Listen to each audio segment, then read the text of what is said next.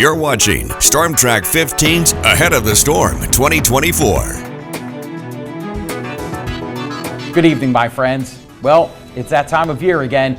Acadiana turns its gaze to the tropics. After a quiet season in 2023 locally, we're all hoping 2024 will turn out the same way.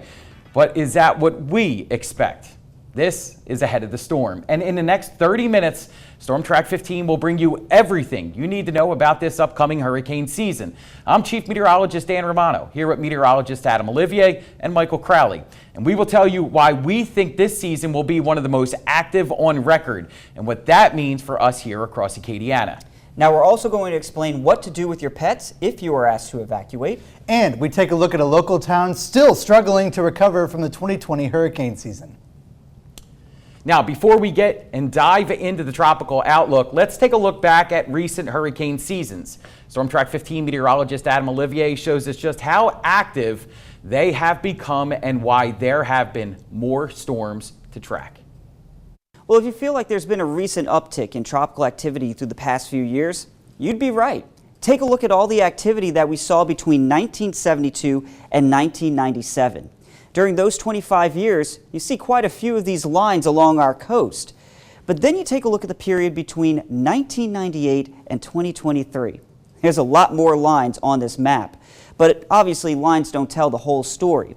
When we break down the numbers, the difference is staggering. We start out in 1972 through 1997. That's where we saw 21 named storms, 12 of which were hurricanes, 3 of which became major hurricanes. That's all within 200 miles of the Louisiana coastline. Now take a look at the period between 1998 and 2023. We nearly doubled that named storm number to 41. We saw 21 hurricanes and, most impressive, 13 major hurricanes within 200 miles of the Acadiana coastline. Well, with numbers increasing so dramatically, why are we seeing that? Well, there are 2 reasons, and the first of which is back in 1995, we entered an active phase in the tropical Atlantic. That jumped numbers substantially each year into the new millennium. Now, the second reason, and probably more importantly, water temperatures have consistently been warming each year throughout the Atlantic, especially in those near-shore waters, which helps to keep those storms on the stronger side. Now, these 2 reasons contribute a big part as to why we are expecting this season to be another active one. Now, one local community that was hit especially hard by Hurricane Rita back in 2005 has never been able to pick up the pieces completely. Storm Track 15 meteorologist Michael Crowley took a trip down to Pecan Island and shows us what life has been like nearly 20 years after that storm devastated the small Vermilion Parish community. We're taking a trip south in Vermilion Parish to Pecan Island, modern-day ghost town. Pecan Island used to have plenty of residents, including a school, but it now lies abandoned, closed since Hurricane Rita in 2005. They held the school open as long as they could over the years because it was depleting slowly. I guess families were moving away, and when they got to a minimum number of children in school, they just couldn't keep the school open. Jeffrey Aber owns the only gun store in the small hurricane-battered coastal town, about 10 miles from the Gulf of Mexico. He says while frequent customers are hard to come by, hunting season brings him his business. Whenever the hunting season opens, it's waterfowl season mostly. Whenever it opens, the population of the island really shoots up because everybody's coming. But there's a reason there are so few people here today. Hurricane Audrey in 1957 ripped off nearly every roof in Pecan Island, producing storm surge near 6 feet and winds near 100 miles per hour. And more recently, Hurricane Rita in 2005 destroyed nearly every building in town with a 10-foot storm surge. Over 1,000 people were stranded in the floodwaters, and the high water is something Jeffrey Aber remembers well from 2005. Yeah, you'll see this is drift from the marsh, from the tidal surge that passed So it went over the top. Oh yeah, this is 10 feet off the ground, the top of my shop. Not everyone wants to live in a town so susceptible to tropical weather, so the population of Pecan Island continues to steadily decrease. With a very active hurricane season on the way, Aber and other residents on the island always have a plan in place in case of disaster. His advice? Have a plan to evacuate and always have a place to stay well ahead of time. Coming up, some of our hurricane evacuation routes could be even more of a bottleneck with construction ongoing. We'll take a look at what state authorities are planning to do if evacuations are called. But what will you need to gather well before you hit the roads? We'll tell you what you can do to get ready before the storm approaches our area. That's next on Ahead of the Storm. And don't forget to stay up to date with the latest on tropics. Download the StormTrack 15 weather app. It will keep you ahead of the storm with critical updates and alerts. You can also stream News 15 there, even when the power goes out.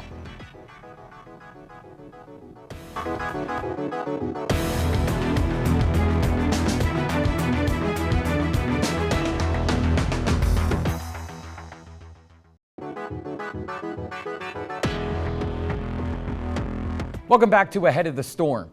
Well before a tropical system arrives, evacuations could be issued. But how do you know if you live in an evacuation zone? And what about the roads? Traffic can be a nightmare. That's why it's important to know which routes to take. Now, many people in Acadiana live in evacuation zones. Knowing whether or not you live in an area will save you plenty of stress and time in the long run. Take a look at this map.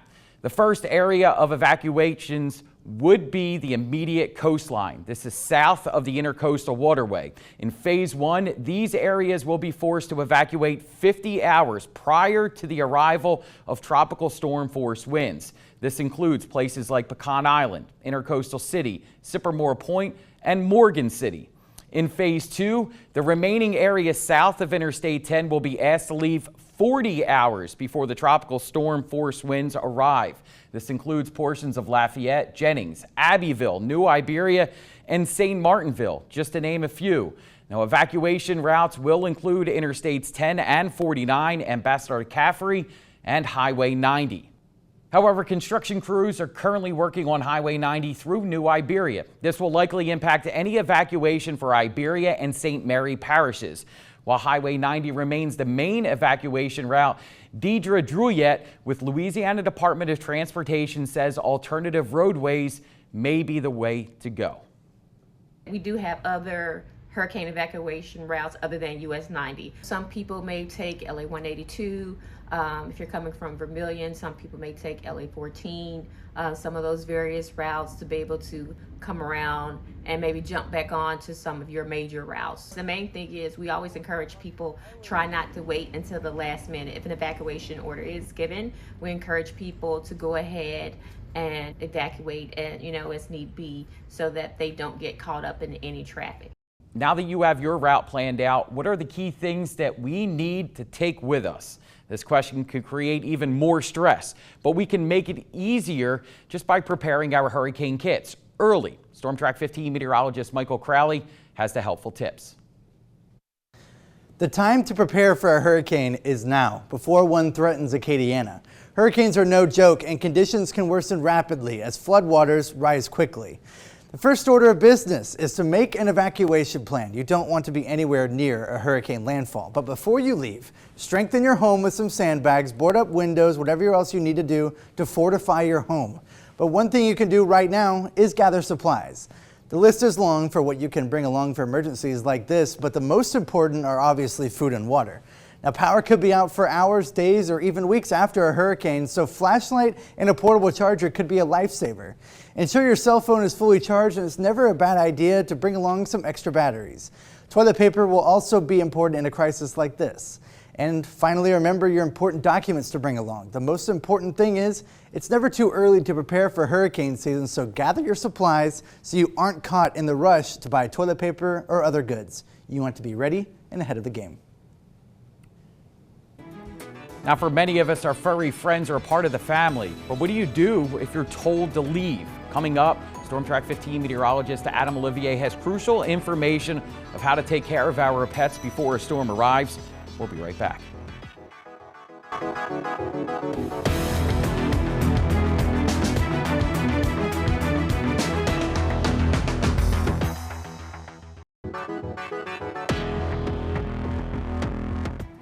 Welcome back to Ahead of the Storm. Okay, so we have our emergency kits and our route planned out. But what about our pets? For many of us, they're family. They too need to have a preparation kit or preparedness kit for hurricane evacuation. Storm Track 15 meteorologist Adam Olivier makes our furry friends' preparations a little easier. The most important thing you can do is have your animal microchipped. Krista DeGell, development coordinator with Acadiana Animal Aid, stresses the importance of having a way to find your pet in the event it gets lost during a storm. Make sure, like I said, that it's registered to you and to your phone number. So if your animal gets separated from you during the storm, it can be reunited with you. While hurricane evacuation can be a headache, trying to figure out when to leave and where to go, it's even more stressful for pets. Being removed from their comfortable surroundings, many animals can become upset and act differently on the long trip out of town.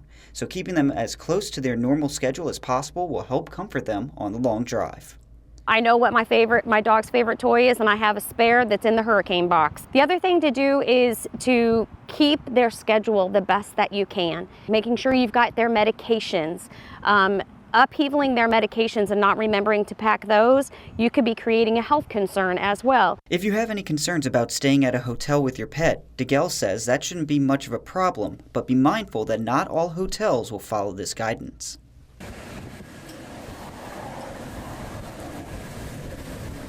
If you decide to ride out the storm at home, make sure you have at least a week's worth of food and water for you and your pet. As the hurricane blows through, spend a lot of time with your pet, as they will likely be experiencing high anxiety from the loud noises produced by the storm. Animals can run away during this time, separating a big part of your family from you for quite a while. This is why it's so important you get your pet microchipped and put a collar on them with your name and phone number. If your pet does become lost after a storm, check the local shelters. We do get animals that will wander onto our property. Municipal shelters will oftentimes go around and they're picking up animals after storms. I can't stress enough how important it is to please have that microchip and have those tags on your animal. We can reunite you within matters of hours. Most importantly, just give them all your love and help them get through the storm just like the rest of your family. Next, we break down the major players that are expected to affect our hurricane season, and we'll reveal Storm Track 15's outlook for the hurricane season 2024. You're watching Ahead of the Storm.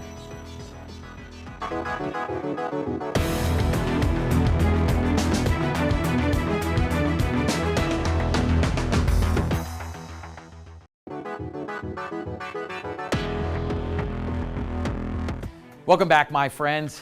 Well, almost all national forecasters are expecting this year's tropical season to be extremely active. But what does Storm Track 15 have in store? Let's answer that question. But first, let's take a look at the more popular outlooks. Meteorologists at Colorado State University have put together their most aggressive outlook in their history. Specifically, they are anticipating 23 named storms with 11 hurricanes, and of those, 5 will gain major hurricane status, meaning there'll be at least a Category 3. Our friends at NOAA and the National Weather Service are also forecasting a very strong season with 17 to 25 named storms, 8 to 13 hurricanes, and 4 to 7 major hurricanes. That would go through just about all of the 21 tropical cyclone names allotted for this year, meaning we'd have to rely on a new supplemental name list for the first time since using the Greek alphabet. And as far as an average season goes, well, we normally see 14 named storms, 7 hurricanes, 3 major hurricanes. So what is causing this concern for so many storms? First, let's take a look back at the most active tropical seasons. 2020's season, well, that was the most active with 30 named storms. That's when Hurricanes Laura and Delta, well, they hit too close to home. In 2005, well, that wasn't too far back. And I think we can all remember Hurricane Katrina. After that, there's a bit of a drop-off with 2021, 1933, and just last year, rounding out the top 5. So what do all these seasons have in common? Well, for the most part, La Nina. The exception, that was last year. Last year actually bucked the trend of a typical El Nino season where 20 storms developed in the Atlantic. However, many of those storms stayed out to sea.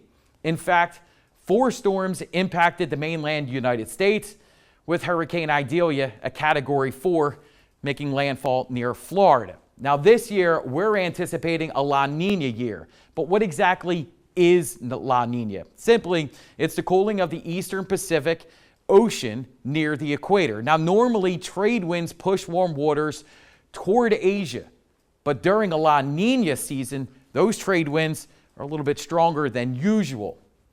And that's why we're dealing with cooler temperatures that are developing in the ocean because it allows the cooler waters from the bottom to surface up. Now, in fact, we're already seeing that right now. Take a look at this map. This is the sea surface temperatures versus the 30-year average. The blue indicates cooler than average, and we're seeing that along the eastern equatorial Pacific.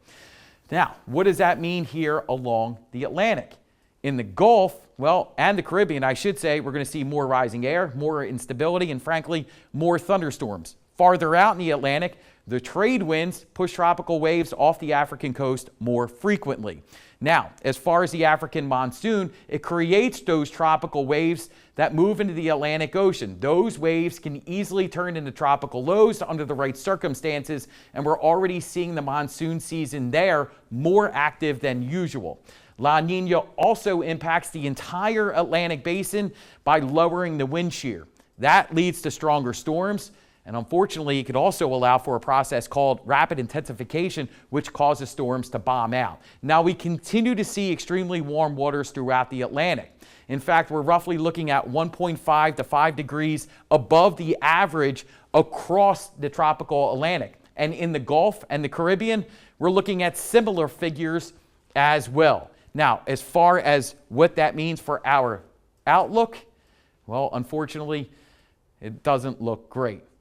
There's a very high likelihood we're going to be dealing with a very active season. Our Storm Track 15 outlook includes 20 to 26 named storms, 10 to 14 hurricanes, and 5 to 8 major hurricanes. This is slightly higher than NOAA's outlook, but also it's kind of right on par with what we're looking at from Colorado State. Now, just because we're anticipating an active season, that doesn't mean we're going to be hit here. However, it only takes one storm to leave a lasting impact. After the break, we'll have some final thoughts for the 2024 hurricane season. Stay tuned.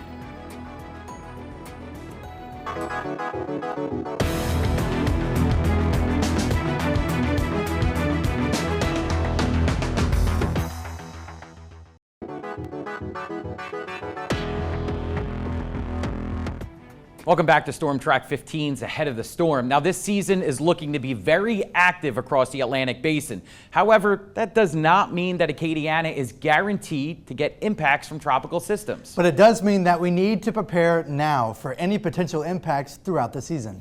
And remember, it only takes one storm to make it a really bad season. Just look back to Hurricane Ida in 2021 or Hurricane Ian in 2020. Whatever heads our way, Storm Track 15 will be here tracking and alerting, keeping you ahead of the storm. For meteorologist Michael Crowley and Adam Olivier, I'm Chief Meteorologist Dan Romano. Remember, you can get the latest information on our website, kadn.com, or anywhere on our app. We hope you watch us this hurricane season, but hopefully you won't see us too much. Thanks for watching us, and stay safe this season.